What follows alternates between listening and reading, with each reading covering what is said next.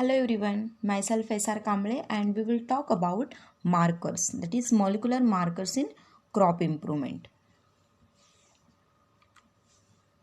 In a biological sense, a marker distinguishes individual population then varieties or species. So what are the markers? So markers are characters whose inherent pattern can be followed at a morphological, biochemical or DNA level. So markers are so called because we use them to obtain the information about genetics of trait of interest. So what is the exactly definition of marker? So markers is a gene or a DNA sequence having a known location on a chromosome and associated with a particular gene or trait refers to a DNA marker. Okay. So the marker can be classified by three main types, that is morphological markers, that is nothing but the phenotypic marker. Then biochemical markers contain protein, isozymes, okay. And third one, that is a molecular marker at the DNA level. So the first type, that is phenotypic or the morphological markers, are the first generation marker. So phenotypic marker, they distinguish individual based on the morphological characters. So morphological characters means height, for example height of a plant. So they differentiate tall plant or short plant. So this is an example. Next examples, that is a resistant variety or resistant plant or susceptible plant. Okay. Second type, that is a biochemical markers. So biochemical markers, that is variation in express product. Example, protein and isozymes. So isozymes are enzymes having a variation in a amino acid sequence but catalyze some chemical reaction. Okay. So however the differ in a kinetic and regularity properties. For an instant blood sample of two individuals need to be checked for a present of a different resistant protein through the different separation of the identification techniques. Okay. So it is found that the resistant protein present in individual 1 but it is absent in individual 2. So this is a two sample, that is sample 1 and sample 2. The protein fingerprint on the gel which is showing in a band of resistant protein, it is a S1 and absent in S2 is observed. Okay. So they suggest that individual S1 is a resistant type but the individual 2 is not. So here the disease resistant protein is a biochemical marker that distinguishes two individual. However, the major limitation of a phenotypic and a biochemical markers are, first, that is the influence by the environment changes, that is they are very unstable, and second, the number of characters or protein are very less. Thus, the number of phenotypic and a biochemical marker are not meaning. Okay. So demerits of a morphological marker. They generally express late into the development of an organism. Hence, the detection is depend on the development stage of an organism. They usually exhibit dominance, then deteriorous effect, then pleiotropism. They exhibit less polymorphism and they are highly influenced by the environmental factor. So to avoid the problem of specific to morphological marker, the DNA based marker have been developed. So DNA based marker, they are highly polymorphic, they have simple inheritance, then they abundantly occur throughout the genome. They are easy or fast to detect. They exhibit minimum pleiotropic effect. Their detection is not dependent on the developmental stage of the organism. Okay. So no effect of environment. So numerous markers have been mapped to different chromosomes in a several crop including rice, wheat, maize, soybean and several others field crop. Okay. So focus on the molecular marker or the DNA marker. It is also known as genetic marker or also known as a genetic marker evaluating variation in an individual. Okay, based on the variation in a DNA sequence. So a molecular marker is a DNA sequence which is readily detected and whose inherent can be monitored. The use of molecular marker is based on naturally occurring DNA polymorphism. So large number of loci detectable with the single procedure, not influenced by environment, and it is expressed in all tissue and can be scored at all the stages of growth. So molecular basis on DNA markers. So variation detected by base substitution, insertion, deletion, inversion, duplication, translocation, methylation. Okay. So next point, that is a classes of a DNA marker. So it is categorized to, that is a hybridization based marker, that is non-PCR based marker, that is RFLP, and PCR based marker, that is RAPD, AFLP, SSR, and SNP. Okay. So the first one, that is a RFLP.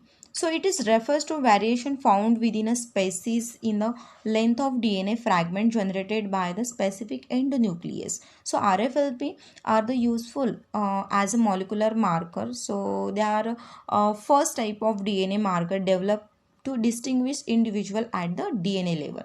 So RFLP technique was developed before the discovery of PCR. So some advantages of RFLP. So the first one, it is a highly reproducibility, then show codominant alleles, then detect coupling phase of DNA, and reliable markers in linkage and breeding analysis. So it is easily determined link trait present in the both homozygous and heterozygous. And some disadvantages, that is it requires large quantity of high molecular weight of DNA, then it is expensive process, then time consuming process, then laborious intensive. So these are the disadvantages of some RFLP markers. Then application, it is used in a phylogenetic studies, then gene mapping and DNA fingerprinting. Next, that is RAPD. RAPD, that is random amplified polymorphic DNA. So RAPD refers to polymorphism, that is nothing but the variation found within a species in a randomly amplified fragment of DNA generated by the restriction endonuclease enzymes. Okay, so RAPD marker assays are performed using a single DNA primer of arbitrary sequence. So this technique was proposed by William 1990. Okay, so RAPD marker are dominant polymorphism and are produced by the presence or absence of PCR amplicon. So some advantages, that is it is a quick and easy to assay, low quantities of template DNA required, then dominant marker, then inexpensive, then do not require any specific knowledge of the targeted. Okay, disadvantages, that is reproducibility, then highly sensitive to complicated procedure, then PCR cycling condition generally influence the outcome, and mismatch between primer and template may result in total absence of PCR products. So these are the some advantages. Then application, that is gene mapping, then gene amplification, fingerprinting, study of closely related species, then RAPD techniques include arbitrary primers polymerization. Okay, next, that is AFLP, that is amplified fragment length polymorphism.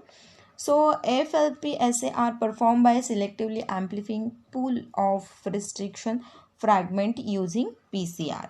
So some advantages, that is high genomic abundance, then considerably reproducibility. FLP can analyze on automatic sequencer, then the generation of many informative band per reaction, capability to amplify between 50 to 100 fragment at a time. Okay, at a one time, then higher resolution and sensitivity. So some disadvantages, that it need for purified high molecular weight DNA.